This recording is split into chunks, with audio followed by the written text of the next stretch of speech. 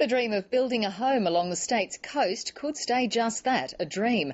Coastal councils have been given new powers to restrict development in areas prone to rising sea levels.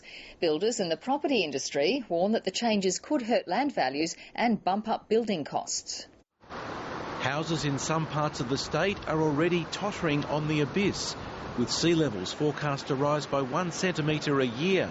The state government has released new guidelines for development next to waterways. If you're about to buy a block of land next week, you would like to know whether it's under threat in the next 25 years.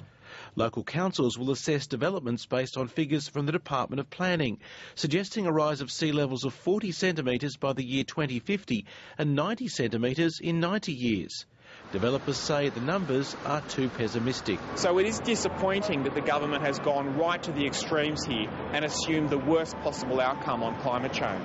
They say land values will be eroded. Areas where stormwater drains back up because of tidal inundation might also be affected by these new rules.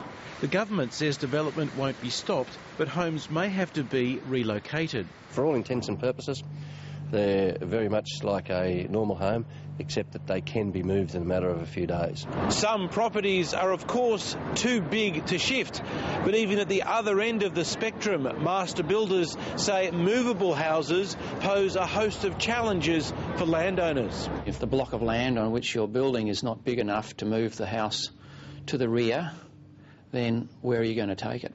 Local councils now have to do detailed mapping to work out what areas are most at risk. David Spicer, ABC News, Sydney.